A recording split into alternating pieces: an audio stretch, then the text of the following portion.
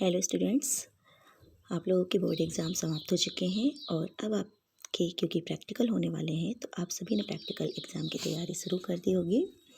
तो आज इस वीडियो से मैं केवल आपको ये जानकारी देना चाह रही हूँ कि प्रैक्टिकल के लिए आपको कौन से प्रैक्टिकल हैं जो तैयार करना है केमिस्ट्री में। तो नॉर्मली हमारे जो केमिस्ट्री के प्रैक्टिकल्स हैं उनमें हमारे प्रैक्टिकल्स 3 कैटेगरी में डिवाइड है और तीनों ही प्रैक्टिकल सारे बच्चों के लिए ज़रूरी होते हैं। तो आपने देखा कि यहाँ ये जो स्क्रीनशॉट ये जो मैंने एक पिक्चर्स ओपन करके रखी, इस पिक्चर्स में आप देखेंगे जो केमिस्ट्री प्रैक्टिकल है वो 3 हैं जो कि हम अक्सर प्रैक्टिकल्स में करवाते हैं और बोर्ड एग्ज़ाम में आपको दिए जाते हैं। वो हैं जिसमें आप देखेंगे फर्स्ट नंबर पे जो है वो दिया हुआ है यहाँ पर अनुमापन, सेकंड नंबर पे दिया हुआ है लवण विश्लेषण और तीसरा जो है वो है क्रियात्मक समूहों का परीक्षण। तो ये तीनों प्रैक्टिकल जो है हर एक बच्चे के लिए कॉपी में लिखना कंपलसरी है ना। तो अक्सर बच्चे कंफ्यूज होते हैं क्या लिखना है, क्या करना है, क्या नहीं। तो मैं आपको ये बता दूं कि तीनों प्रैक्टिकल सभी बच्चों के लिए हैं। सभी बच्चों को कॉपी में प्रैक्टिकल के दिन लिखना ज़रूरी है। तो इसका जो फर्स्ट प्रैक्टिकल है वो क्या होता है आप देखें, जैसा कि फर्स्ट प्रैक्टिकल यहाँ लिखा है अनुमापन, जिसे हम टाइट्रेशन भी कहते हैं। तो अनुमापन क्या है, नॉर्मली ये जो प्रैक्टिकल है वो किससे रिलेटेड है। तो प्रैक्टिकल इसकी डिटेल तो हमें बाद में बताऊंगी, फ़िलहाल आप इतना जान लें कि जो अनुमापन है वो है क्या। इसका मतलब होता है दिए गए सांद्रता वाले विलयन की सहायता से अज्ञात सांद्रता वाले विलयन की सांद्रता ज्ञात करना। तो यहाँ पर हमारे जो प्रैक्टिकल है उसमें हमने 2 प्रैक्टिकल इन्वॉल्व किए हैं जो मैंने यहाँ लिखे हैं, आप देखेंगे। तो यहाँ पे जो फर्स्ट प्रैक्टिकल मैंने लिखा है वो है, जैसे कि प्रैक्टिकल का जो उद्देश्य होता है वो होता है N/10 ऑक्सैलिक अम्ल का 100 ml मानक विलयन बनाकर इस विलयन की सहायता से पोटेशियम परमैंगनेट विलयन की नॉर्मलता व सांद्रता ज्ञात करना। हम प्रैक्टिकल लैब में अक्सर ये प्रैक्टिकल करवाते हैं। या इसके अलावा हम जो दूसरा सॉल्यूशन लेते हैं वो होता है फेरस अमोनियम सल्फेट का। तो ये जो फेरस अमोनियम सल्फेट का जो विलयन होता है वो उसमें भी हम प्रैक्टिकल लगा सकते हैं अनुमापन का। तो इसका एक और उद्देश्य हो सकता है जो कि मैंने यहाँ लिखा है N/10 ऑक्सैलिक अम्ल विलयन की सहायता से N/20।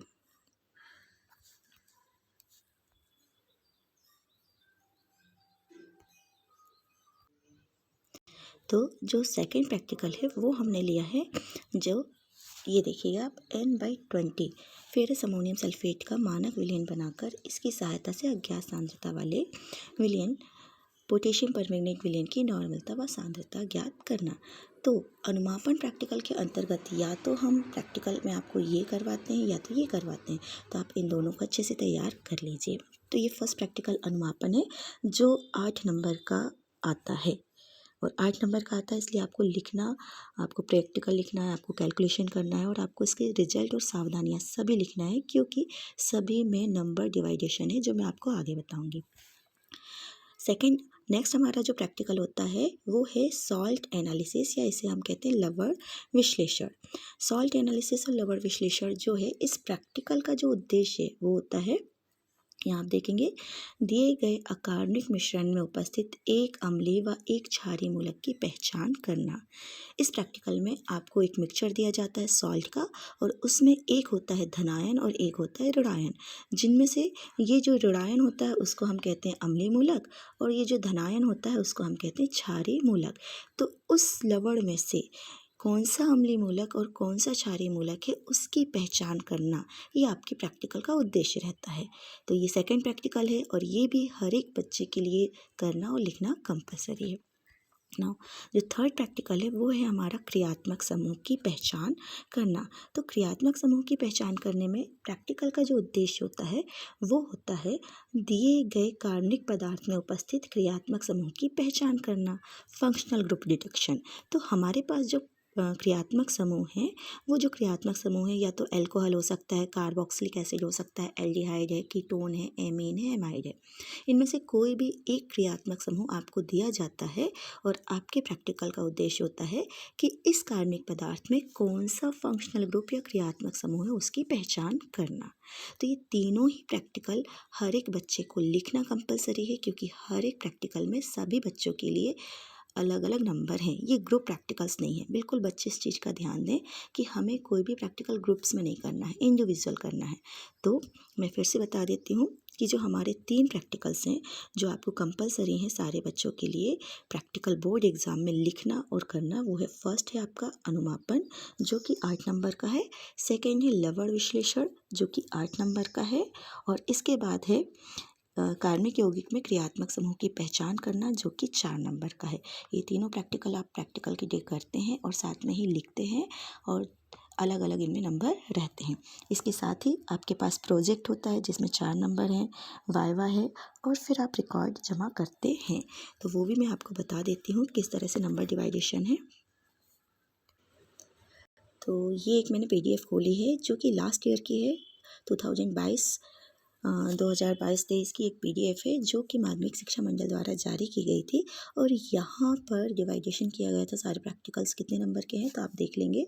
30 नंबर का हमारा टोटल प्रैक्टिकल होता है, जिसमें से ये जो फर्स्ट प्रैक्टिकल जो मैं आपको बता रही थी अनुमापन है, जिसको हम आयतन मितीय विश्लेषण भी कहते हैं, सिंगल टाइट्रेशन है, एकल पद अनुमापन है जो कि 8 नंबर का है।